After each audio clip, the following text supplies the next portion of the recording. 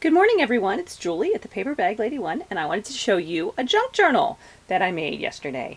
I've been thinking about making this for a while, and I just decided it was time. So this is a cooking recipe type junk journal, which, if you know me, is kind of funny because I hate to cook.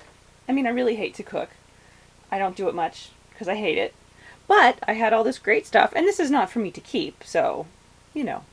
Anyway, it's a fun theme, kind of like I like to do sewing themed things, but I don't know how to sew either. So anyway, so this is my junk journal, and it is 7 by 10. I believe it's 7 by 10.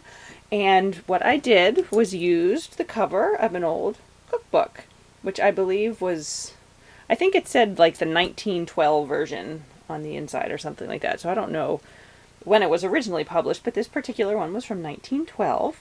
And I love the image in this. What I did is I took chipboard and cut it and covered it with this paper, which I can't remember what it is or what it's from.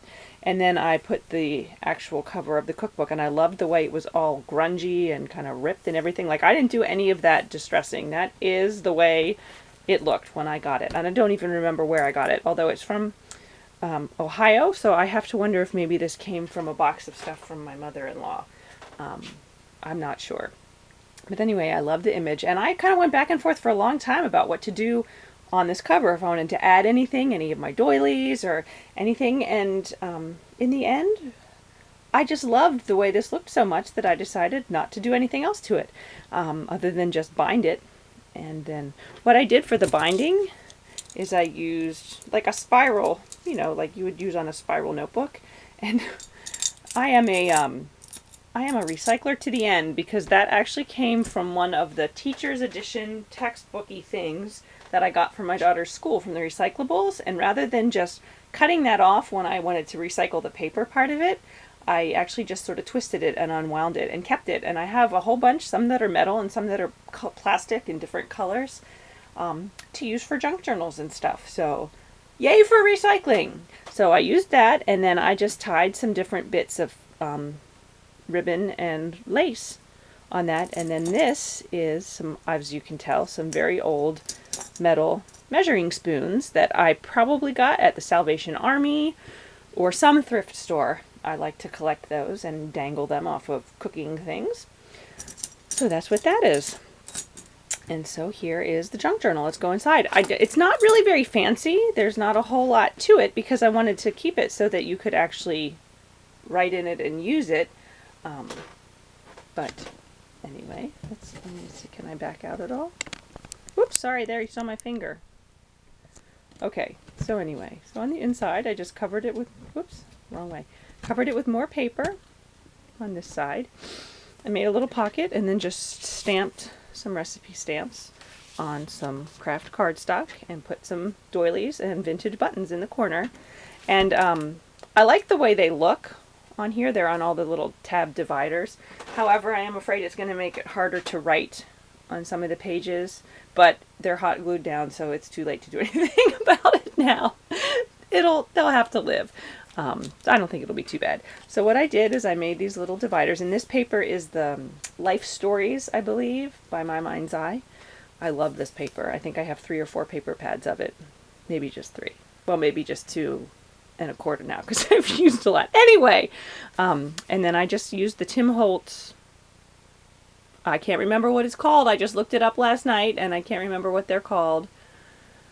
Labels. Something about a label. Fancy labels? No. Anyway, used the die, cut them, and then added some things. These are just some file, whoops, can't see that in the camera. These are some file tabs, and then these little white papers would slide out, so you could write on there, or you could write on here, or both. And inside we just have a bunch of pages from old cookbooks, and then just a bunch of plain papers throughout. Did I seriously do that? Look at that! What a dork. I put it in backwards. It was supposed to have this fold on the inside. Well, I guess I'll be cutting that apart. Anyway, some recipe cards, some old ones, some newer ones. Again, this is from the actual cookbook that the cover is from. Ledger papers. Here's some old recipe cards that I got at a thrift store. Some more cookbook. This is from that same Life Stories paper. An old flashcard, recipe cards. And really, it's sort of the same thing throughout, just lots of different papers. I left a lot of empty pages, so if people wanted to write their own recipes, they could. And on these, they can leave them. They could attach recipes to it. They could, if people give them recipe cards. I thought about making pockets, and then in the end I decided not to. That they could just, adhere things down if they wanted to. An old flashcard. More recipe cards. Look, meat and poultry. Huh! Any confusion about what's what in the meat? There it is. Got these little recipe cards at my favorite thrift store. A box of them in 4 different colors. And like I said, it's pretty much the same throughout, just different pages from different cookbooks. More recipe cards and blank paper. Look, did I do this one wrong too? No, this one... This one's right. Oh, mercy. This came from my daughter's school when they got the recyclables. Cookies. Who doesn't like cookies? Thought of Kara when I did that because of the gingerbread man. I know Kara likes gingerbread men. More recipes. Hey, oh, look at this. This my friend Rachel sent me. With that, if you remember that big, giant scrapbook of Christmas cards and some other stuff, this was in along with all that stuff that she sent me. So here's a fun little booklet of recipes.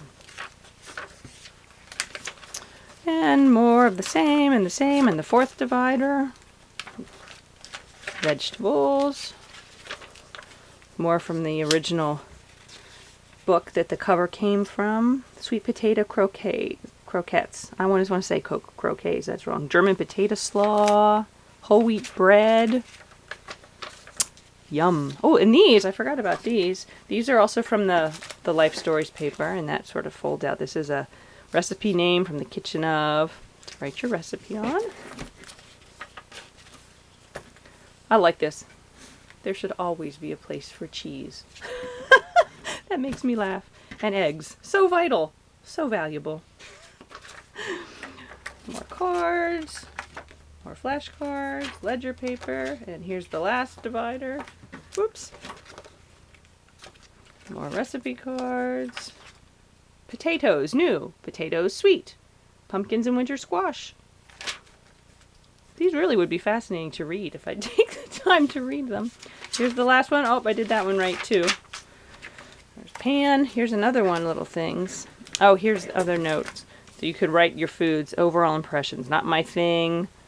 Liked it. Yummy, yummy, tasty.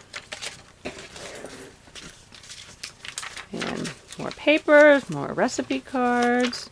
Last page. And then on the very last page, we did another pocket with some more of those stamped things. And then there's the back, which was the back of the cookbook. Which again, that's the way it was when I took it apart. I did not do a thing to it. I tell you what, distress inks are a wonderful thing. Distressor tools are a wonderful thing, but nothing beats the real deal. So anyway, so there is my cooking/recipe junk journal. I hope you enjoyed it. Like I said, not really a whole lot of excitement inside necessarily, but I wanted it to be practical so that people could actually use it.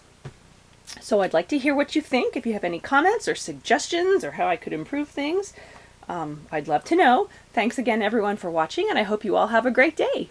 Bye.